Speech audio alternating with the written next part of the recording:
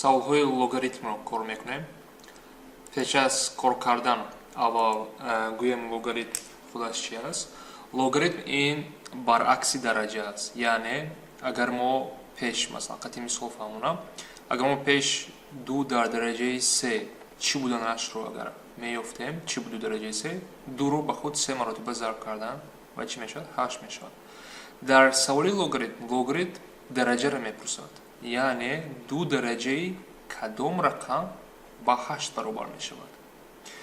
Дар дараҷа мо дараҷа мегирифтем ва ҷавобашро меёфтем. Дар логаритм мо дараҷаро ёфтан ҳаракат мекунем ва шакли саволро иваз мекунем, шакли ифодаро иваз мекунем. Яъне пеш агар мо а дар дараҷаи x баробари b барои дараҷа менавистем, акнун ки мо дараҷаро ёфтан мехоҳем, шакли саволро фақат тағйир мекунем ва шакли савол ба чӣ тағйир меёбад?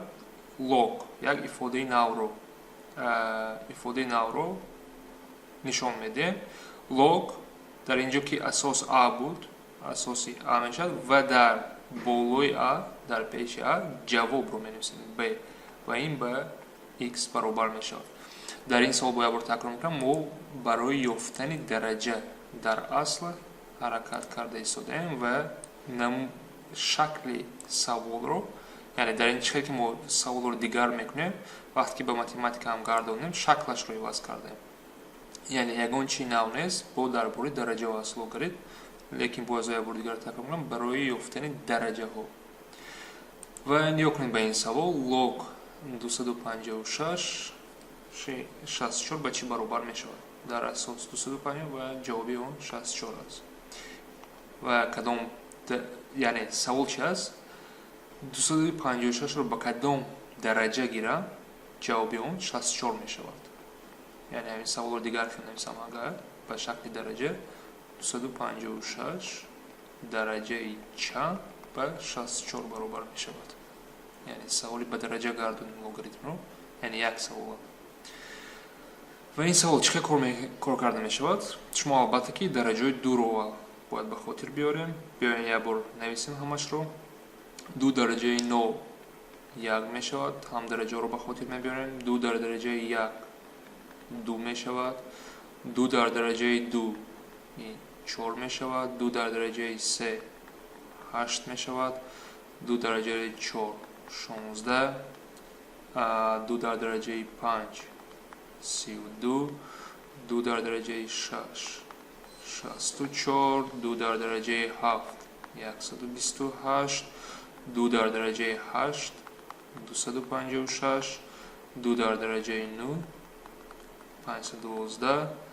2 дар дараҷаи 10 1024. Яъне то дараҷаи 10-ро донистан ёрдам мекунам бароишон, барои саволҳои кор кардан, яъне айзод карданам нағз аст.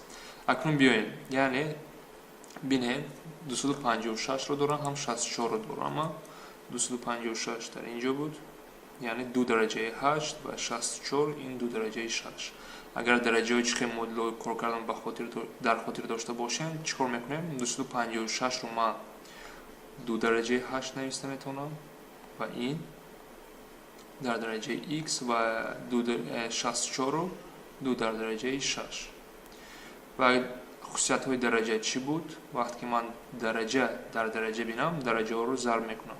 2 дар дараҷаи 8 зарби x ва ин баробар мешавад ба 2 дараҷаи 6. вақте ки асосҳо баробар мебошанд, дараҷаҳоям ба якдигар баробар мешаванд. баъд аз инҷо модулаи соддаи x баробар мешавад ба 6 тақсими 8. дар ҷавобҳо 6 тақсими 8 надорем, лекин шакли соддаашро дорем, ихтисор мекунем ба 2, ин ба 3 тақсими 4 баробар мешавад. як саволи дигар бо кор кунем. дар инҷо модула барои инро кор кардан қоидаи дараҷаро бояд ба хотир биёрем. барои ин саволро кор кардан қоидаи дараҷаро бояд ба хотир биёрем. бо як бор дигар агар нависем, логаритм ин шакли дигари дараҷа аст, a дар дараҷаи x. ман агар дараҷаро ёфтан хоҳам, чӣ хел менависам? x баробар аст ба log асос дар поёми a ва ҷавобаш дар инҷо b мебиёяд. یعنی ما همین نمودی سوال رو دیگر نمود نمیشته بتونم. این چی میشود؟ x در درجه 4 برابر به 16 میشود. و اگر من این مدل رو کار کنم چخیل که در درس پیش دیدیم 2 در درجه 4 در سوالی پیش دیدیم 2 درجه 16 میشود و از اینجا x برابری یا 2 یا مینوس 2 هم گفته میتونیم. لیکن در لوگاریتم فراموش نکنید اگر اساس همه وقت مثبت میشود. اساس هم وقت از نوع کلان. برای همین فقط 2 رو انتخاب میکنیم، مینوس 2 نمیشود. 2 رو انتخاب میکنیم.